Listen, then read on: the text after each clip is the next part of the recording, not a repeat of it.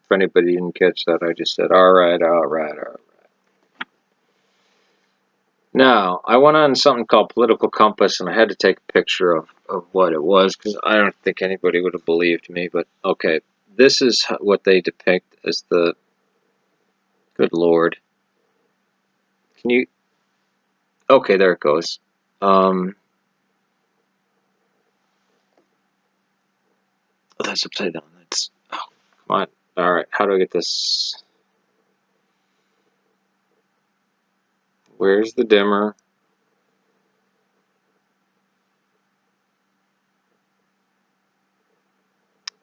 On the top it's authoritarianism, and it's got Hitler at the top, and then at bottom libertarianism.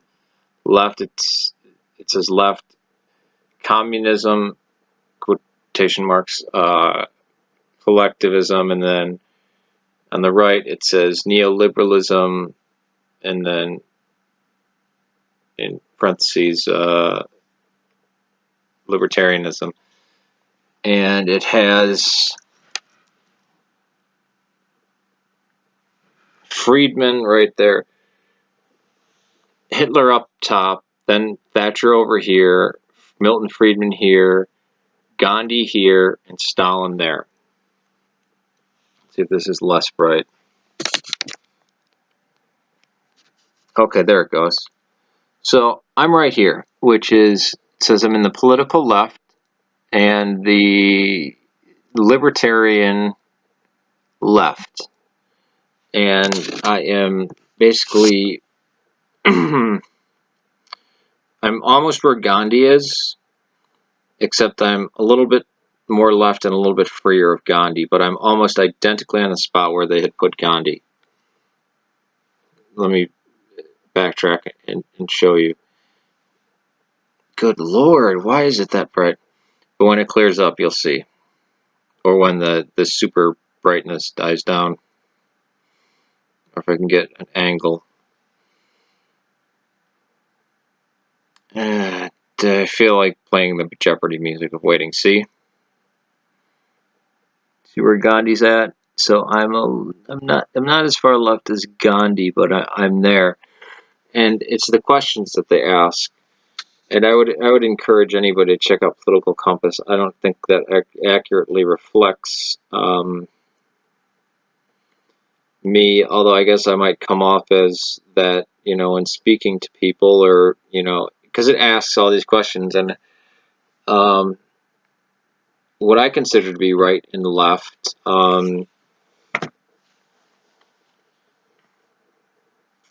is completely different. But I like it how they actually have. Let me go back to this, and I'll just use it as a reference thing.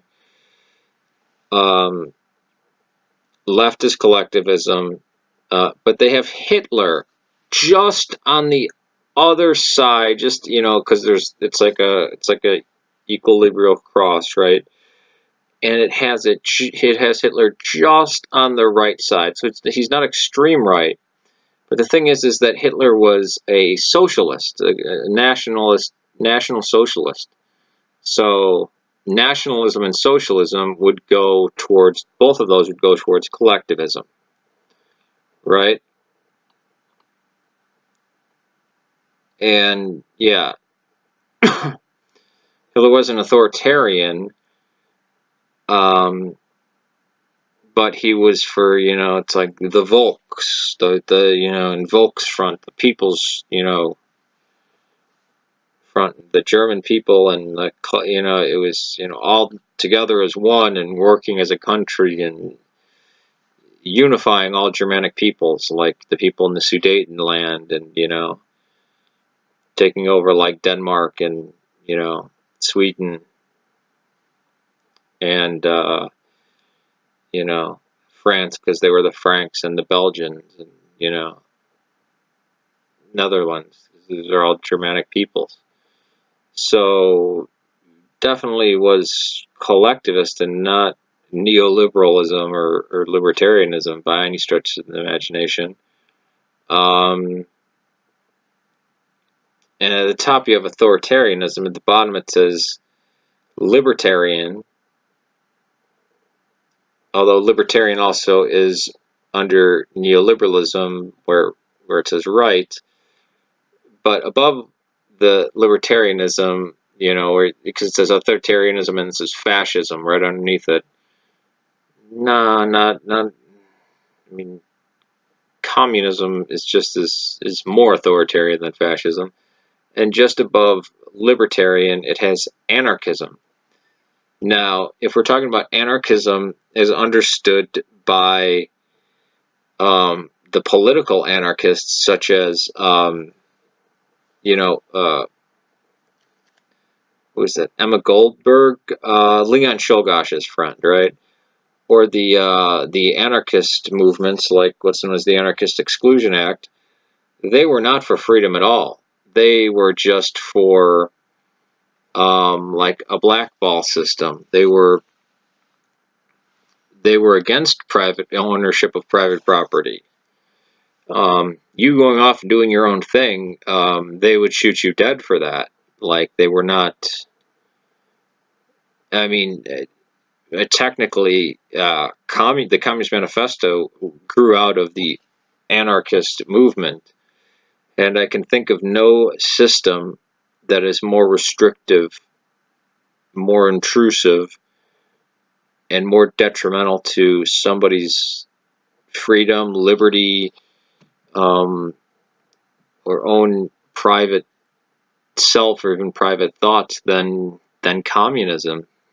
You know, unless we're talking about forms of communism, obviously Maoism and Stalinism are the worst, and communism with Chinese characteristics is the best, even though that's state capitalism, also known as fascism. And National Socialism was a response. National Socialism and fascism, which wound up, kind of helping each other. I mean, National Socialism was inspired by fascism from Italy, and then both the National Socialist Workers' Party of Germany and the Fascist Party of Italy helped Franco when he allied himself with the Falange, even though he was no Jose Antonio Primo, in winning the Spanish Civil War. So it was a response to communism by embracing a lot of it. I mean, think of the colors of communism. You know, they were using red and black and gold. What are the colors of fascism? Red, black, and gold. Communists call each other comrade. Fascists and National Socialists call each other comrade.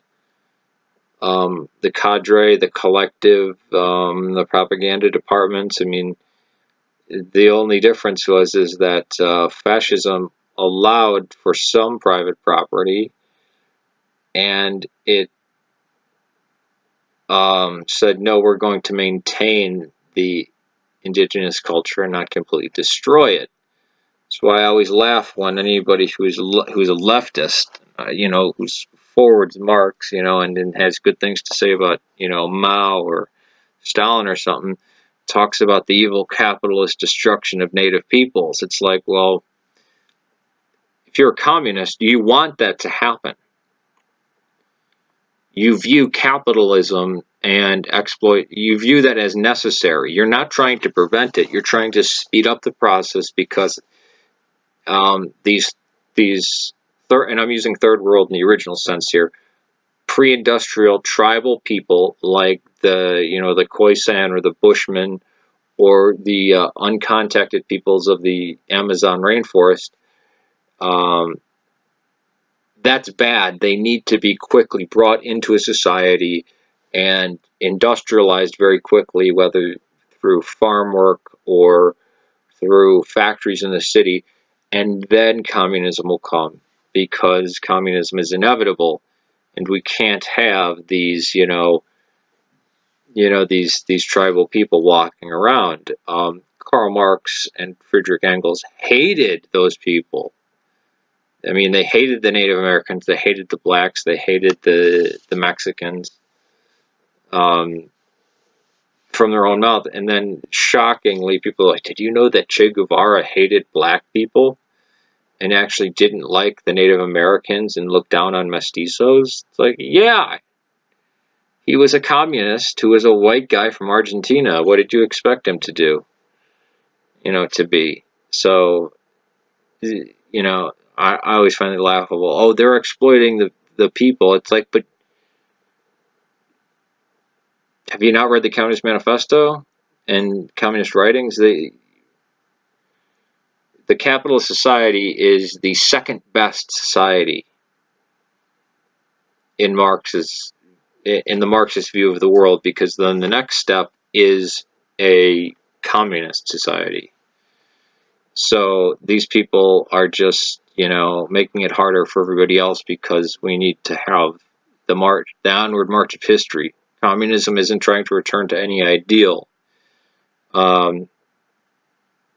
It's trying to make anything. You can't even have pride in your own single painting because all work must be meaningless. The only meaning to your work is capital. That's why. So, you know, any type of system that works or any type of people who are happy working is this is the ire, the hatred of the communists. The many Mexicans I work with who like having a job and who have fun at work. Karl Marx and Che Guevara and Lenin would have them lined up and shot for being bad communists or bad allies, bad proletariat, bad proletarians, because they must be discontent and not, they must despise the company they work for. Just look at the various anarchist collectives of the Spanish Civil War. I mean, wow. And even the communist and Soviet influences in the Spanish Civil War. It was pretty open. I mean, we found out a lot from that war and why people were flooding over to Franco, because they couldn't, at least you were free to believe in God when Franco was around, and you could own private property. They wouldn't steal your land. And Franco was a hell of a lot more tolerant of ideas. You know, if an idea is unacceptable, nobody's going to correct you. They're just going to put you up against a wall and shoot you. That's how the anarchist, the leftist anarchist, which is an oxymoron, and the communist work, and still work to this day. Peace to you.